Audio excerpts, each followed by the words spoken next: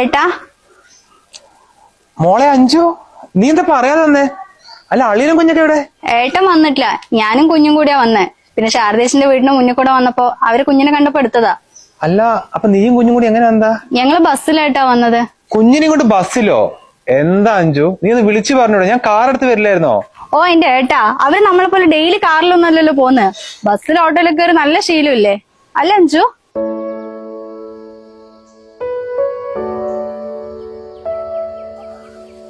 സന്ധ്യ, നീ പോയി ഇവർക്ക് വല്ല കഴിക്കാണ്ടാക്കി കൊടുക്ക്.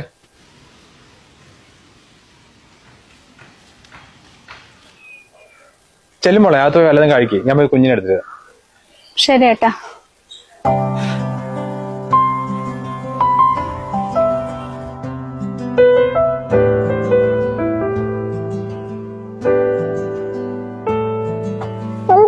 ഓ എന്ത് എന്ത് വേണോ?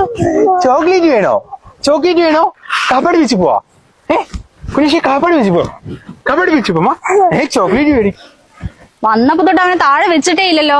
അല്ല മനുഷ്യ, നിങ്ങളെന്ത് കുഞ്ഞുങ്ങളെ കാണാത്ത പോലെ കാണിക്കുന്നത്? അവനെ താഴെ ഇറക്കിട്ടെ വേഗം മില്ലി പോവാൻ നോക്ക്. അവിടെ 5 പണിക്കാരുള്ളതല്ലേ. എന്താ ഈ പറയുന്നത്? പെങ്ങളും കുഞ്ഞു വന്നിട്ട് മില്ലി പോവാനാ? അതൊക്കെ ഞാൻ രാഘവേട്ടനെ വിളിച്ച് ചേർത്തിട്ടുണ്ട് അല്ലേ?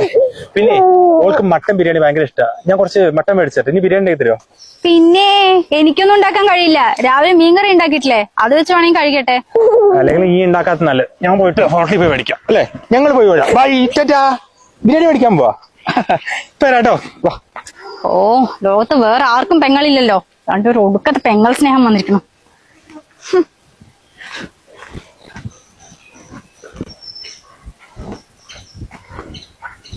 അഞ്ചു, നീ എന്ത് ഇവിടെ നിൽക്കുന്നേ? ഒന്നുമില്ല ഏട്ടാ, ചെറുപ്പത്തിലൂടെ ഒരുപാട് കളിച്ചു നടന്നില്ലേ നമ്മള്, അപ്പൊ വെറുതെ വന്നതാ. അല്ല കുഞ്ഞ് എവിടെയല്ലേ? അവൻ ഉറങ്ങായിട്ടാ. ഉറങ്ങ. ഇത് കുഞ്ഞിനോട് ചെയിൻ മേടിച്ച, നീ അവനിട്ട് കൊടുക്കണേ. അയ്യോ, ഇതൊക്കെ എന്തിനായിട്ടാ ഇപ്പൊ വാങ്ങിച്ചത്? വേണ്ട അതൊന്നും. മോളെ മില്ല് പ്രതീക്ഷിക്കാണ്ട് വലിയൊരു കച്ചവടം കിട്ടി. അപ്പൊ അന്നേ വിചാരിച്ച കുഞ്ഞിന് ചെയിൻ മേടിക്കുന്നു. അങ്ങോട്ട് വരുമ്പോ മേടിക്കാറുണ്ട്. എന്തായാലും നീ ഇങ്ങോട്ട് വന്നില്ല, എന്ത് പിടിക്കുന്നേ? നമ്മുടെ റഹീം ഖാന്റെ കടന്ന് നല്ല മട്ടൻ ബിരിയാണി വാങ്ങി വെച്ചിട്ടുണ്ട്. വാ അത് കഴിക്കും. വാ.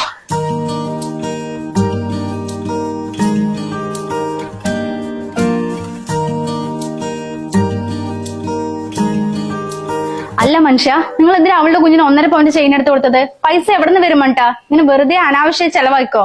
അവസാനം ഇല്ലാതാവുമ്പോഴേ അതിന്റെ വില മനസ്സിലാവുള്ളൂ. അനാവശ്യമായിട്ടോ? എന്റെ പെങ്ങളെ മോൻ പറഞ്ഞ എന്റെ മോൻ തന്നെയാ. അവൻ ഞാനല്ലാണ്ട് വേറെ ആരാ പഠിച്ചു കൊടുക്കുക?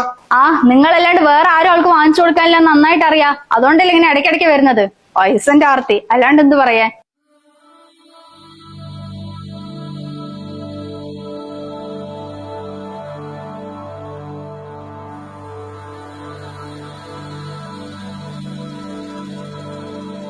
ഇതേ സന്ധ്യ മര്യാദക്ക് സംസാരിച്ചോട്ടോ. അവള് എന്നെ കാണാനാടി വരുന്നത്, അത് പൈസക്ക് വേണ്ടിട്ടല്ല. അച്ഛനും അമ്മയുള്ള സമയത്താണല്ലേ ഒരിക്കലും അവള് ബസ്സിന് വരില്ലായിരുന്നു. രാവിലെ തന്നെ എന്നെ കാർ എടുത്ത് വിടുമായിരുന്നു. അവൾ വരുമ്പോഴേക്കും ഇവിടെ എല്ലാം ഒരുക്കി വെച്ചിട്ടുണ്ടാവും. അവരുള്ള സമയത്ത് രാജകുമാരി ആയിരുന്നു എന്റെ പെങ്ങള്. അപ്പൊ അവരില്ല പറഞ്ഞിട്ട് എനിക്ക് അവളെ ഒഴിവാക്കാൻ പറ്റുമോ? എടി അതെന്റെ പെങ്ങളാണ്. ഈ ഭൂമിയിൽ എനിക്ക് ആ കൂടെയുള്ള കൂടപ്പറപ്പ്. അതിന് ആരെന്തൊക്കെ പറഞ്ഞാലും അവളോടുള്ള സ്നേഹത്തിന് ഒരു തരി പോലും കുറയില്ല. എന്റെ പെങ്ങളാടി അത്.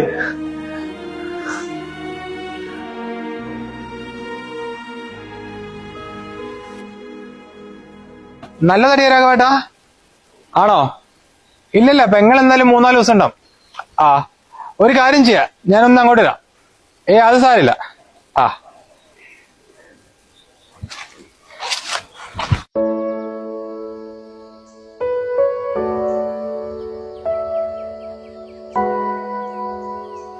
അല്ല അഞ്ചു, ഇന്ന് വന്നല്ലേ ഉള്ളൂ, ഒരു ദിവസം ഇരുന്നിട്ട് പോയാ പോരെ?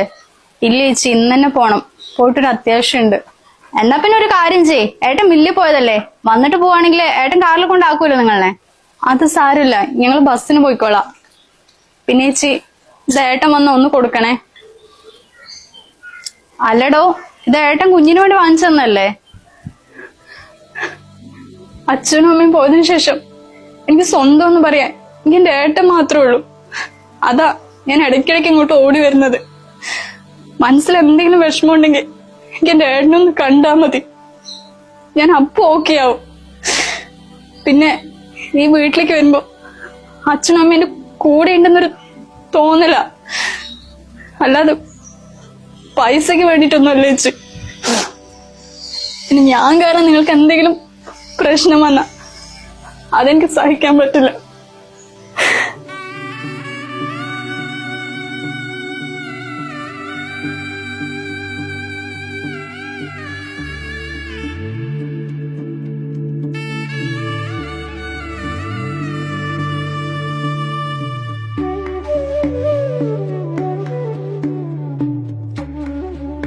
ആങ്ങള എന്ന വാക്കിന് വെറും രക്തബന്ധത്തിനേക്കാൾ ആര് കൈവിട്ടാലും കൂടെ ചേർത്ത് നിർത്തുമെന്ന ഒരു ഉറപ്പ് കൂടിയുണ്ട്. പെങ്ങൾമാർക്ക് എന്തെങ്കിലും പ്രശ്നം വന്നാൽ ആദ്യം പറയുന്നത് അല്ലെങ്കിൽ ആദ്യം ഓടിയെത്തുന്നത് ഈ ആങ്ങളമാരുടെ അടുത്തേക്കായിരിക്കും. അതുകൊണ്ട് ഒരിക്കലും ആ ഒരു ബന്ധത്തെ പിരിപ്പിക്കാതിരിക്കാൻ ശ്രമിക്കുക. അതുപോലെ തന്നെ കല്യാണത്തിന് മുൻപ് നിങ്ങൾക്ക് ആങ്ങളിൽ നിന്ന് കിട്ടിയ സ്നേഹവും കെയറും കല്യാണത്തിന് ശേഷവും അതേപോലെ കിട്ടുന്നുണ്ടോ, അതോ അതിൽ ഒരുപാട് മാറ്റങ്ങൾ വന്നിട്ടുണ്ടോ? തീർച്ചയായും താഴെ കമന്റ് ചെയ്യുക.